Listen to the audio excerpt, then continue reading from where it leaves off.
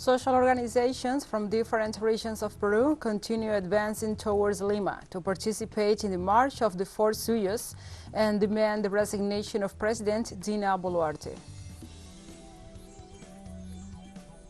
Also, 2023's World Economic Forum annual meeting is underway as worldwide leaders discuss economic performance and the financial reshaping of the globe.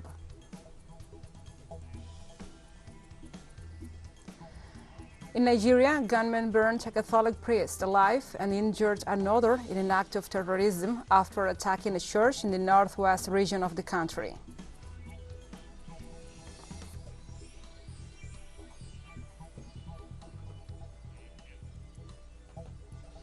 From the headquarters of teleSUR English in Havana, Cuba, this is From the South. I'm your anchor, Gladys Quesada.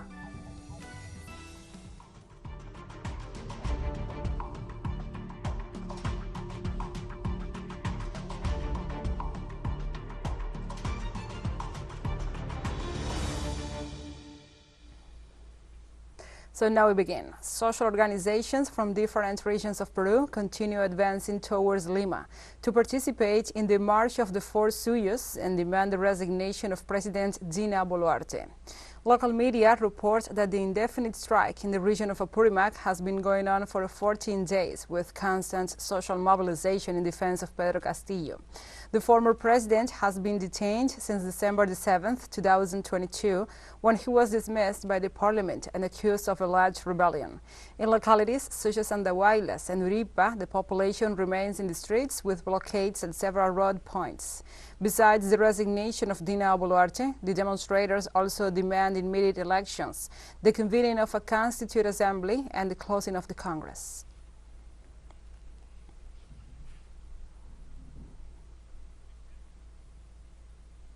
On Monday, the Peruvian justice system admitted the habeas corpus request filed in favor of the former President Pedro Castillo, which seeks to annul his 18-month pretrial detention. According to local media, Judge Jorge Luis Ramírez Niño de Guzmán has accepted to consider the request made by the defense of the former Peruvian president, who is currently under arrest at the Barbadillo prison east of Lima.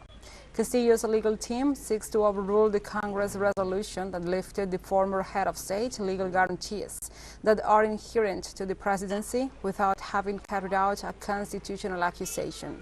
The resolution of the Peruvian Congress against Pedro Castillo allowed the legislative body to remove him from office without being tried or having the possibility of defending himself against the accusation of alleged moral incapacity.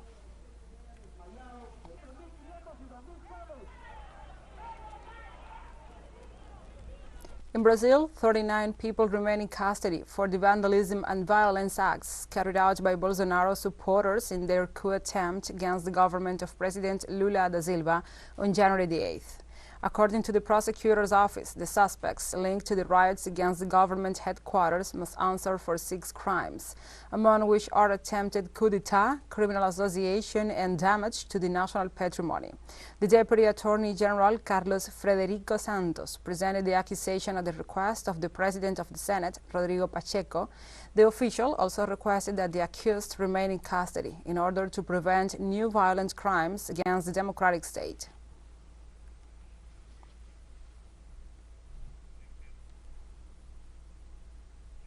Colombia's ombudsman's office requested on Monday that the governor's office of Arauca department provide humanitarian assistance to over 1,440 families who are confined as a result of armed clashes between insurgent groups.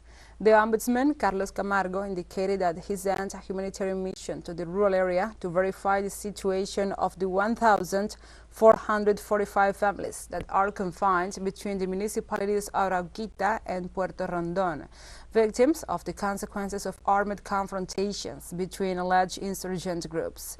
The ombudsman urged the armed groups to leave the civilian population out of the Colombian conflict and requested authorities to provide the necessary assistance to alleviate the situation.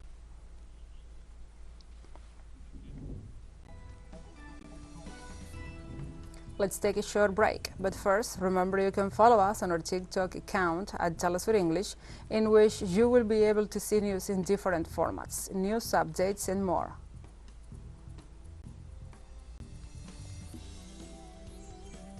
Other stories coming up. Stay with us.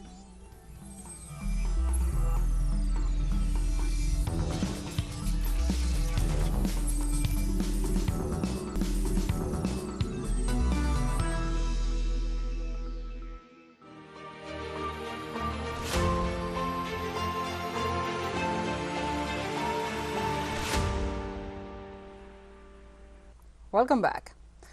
On Tuesday, Ukrainian shells that hit several civilian facilities in the newly adhered Russian Republic of Donetsk killed at least 3 people. According to the Ministry of Emergencies, 3 bodies, corresponding to 1 man and 2 women, were found lifeless under the rubble between 9:50 p.m. and 2:28 a.m. local time. Authorities also confirmed that there are other 3 people who were wounded in the shelling. In addition to this, the Ukrainian military fired 3 rockets that hit a 3-story building in eastern Donetsk early on Monday.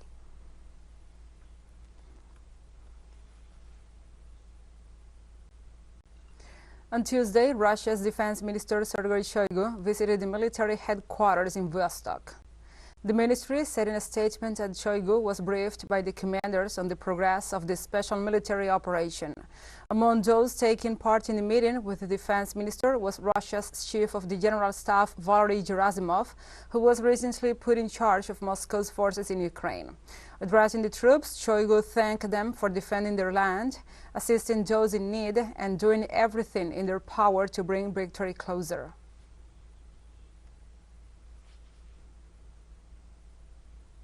As this year's World Economic Forum, the WEF annual meeting kicked off on Monday, a series of disputes or issues, that perplex humanity have come under global spotlight, including the energy crisis, high inflation, and geopolitical conflicts. Under the theme of cooperation in a fragmented world, the annual meeting focuses on solutions and public-private cooperation to tackle the world's most pressing challenges. 2/3 of chief economists from private and public sectors expect a global recession in 2023, according to a survey released on Monday at the annual meeting. The economists anticipate further monetary tightening in the U.S. and Europe this year, as they see geopolitical tensions continuing to shape the global economy. Also, experts announced a rise in China's role as economic power after its response to the COVID-19 and the fall of Western economies.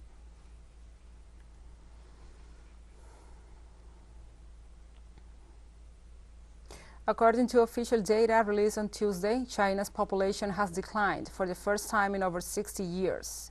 With a current population of 1.4 billion people, the National Bureau of Statistics reported that the Asian giant has seen only 9.56 million births in 2022.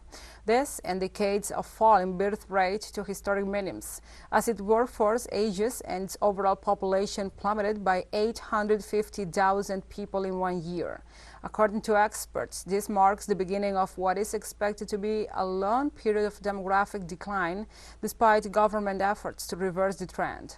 The demographic crisis caused by an aging population is largely due to the one-child policy imposed in the 1980s out of fear of overpopulation. In 2016 and in 2021, Xi Jinping's government began allowing couples to have up to 3 children. However, this has failed to reverse the demographic decline.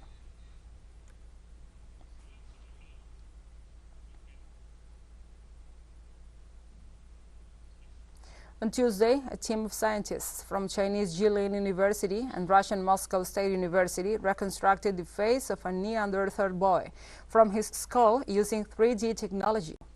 According to the head of the Chinese team, Zhang Guangchao, it is believed that the boy will have been between 8 or 9 years old. The scientist also said that he lived 300,000 years ago, and his fossil skull was found in 1938 in southern. In declarations to the Xinhua news agency, the specialists considered that the work is the first restoration in 3 dimensions of a Neanderthal skull and one of the most important achievements of the joint laboratory of the both universities in the specialty of archaeology.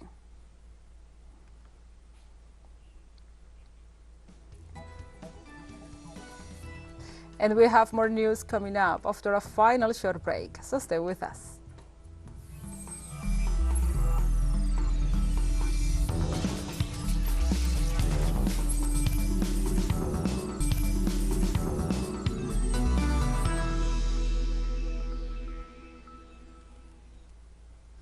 Welcome back. On Tuesday, in Nigeria, gunmen burned a Catholic priest alive and injured another in an act of terrorism after attacking a church in the northwest region of the country. Local authorities confirmed that the clergymen Isaac Ashi and Collins Omech were in the rectory of their church in the state of Niger when they were attacked by the terrorists. Omech escaped despite being shot, while Father Ashi was burned to death inside the church. The governor of Niger, Abubakar Sani Bello, condemned the crime and called for drastic action to put an end to what he called an ongoing butchery. The motive of this latest attack was not immediately clear, but gunmen have previously targeted priests in the largely Muslim north. Nigerians will vote for a new president on February 25th, but kidnappings for ransom and killings by armed gangs in the north have led to fears that the polls may not be held in some areas.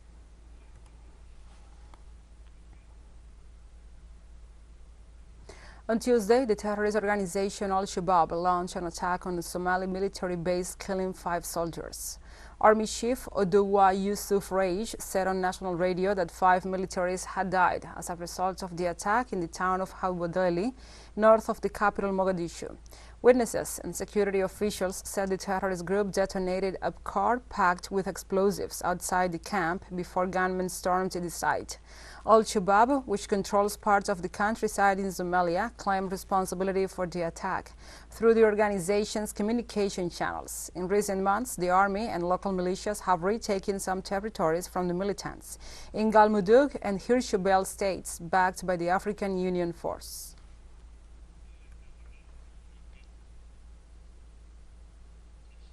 On Tuesday in Thailand, an oil tanker explosion at a shipyard left at least 1 dead, 4 injured and 8 workers missing.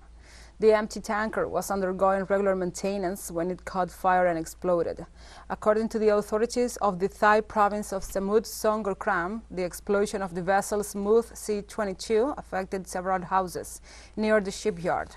Emergency crews were able to control the fire caused by the explosion within an hour, although its cause remains unknown. After the fire was extinguished, firefighters confirmed that the ship's tanker was empty at the time of the explosion. An official investigation into the incident has been launched, and the search for the missing workers continues.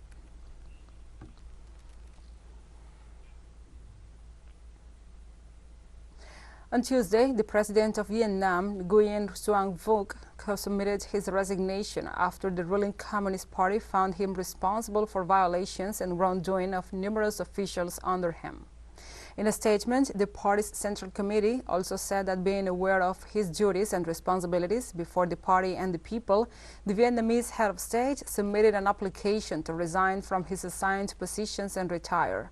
Phuc's resignation follows the dismissal of 2 deputy prime ministers this month in an anti-corruption investigation that has led to the arrest of dozens of officials. Phuc, aged 68, has held the position for less than 2 years, and it is not immediately clear who will replace him.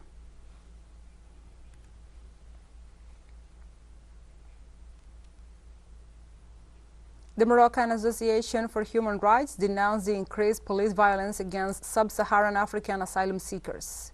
The main Moroccan human rights organization denounced on social media the confrontations taking place in several regions as Moroccan police arrested 6 migrants from sub-Saharan Africa on Monday during an evacuation operation of migrant camps in Casablanca.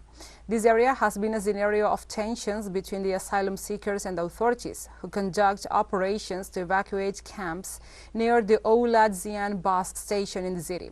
Located at the northwestern tip of Africa, Morocco is a transit country for many people, particularly sub-Saharan, seeking to reach Europe from its Atlantic or Mediterranean coasts.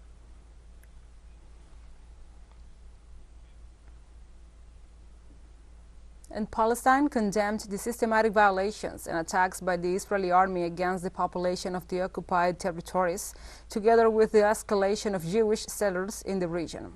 The The Foreign Ministry denounced in a statement the expansionist plans of the new government in Tel Aviv, headed by Benjamin Netanyahu, and considered the most right-wing in the history of that nation.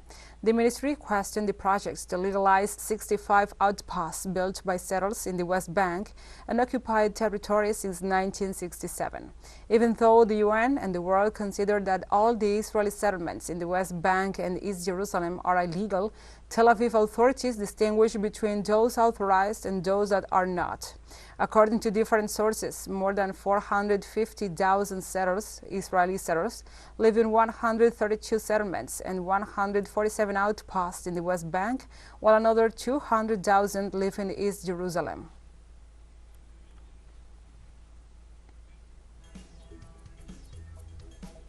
And we have come to the end of this news brief. But remember, you can find this and many other stories on our website at telesurenglish.net.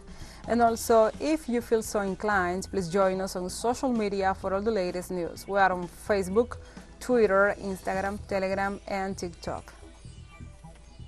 For TeleSUR English, I'm Gladys Quesada. Thank you for watching.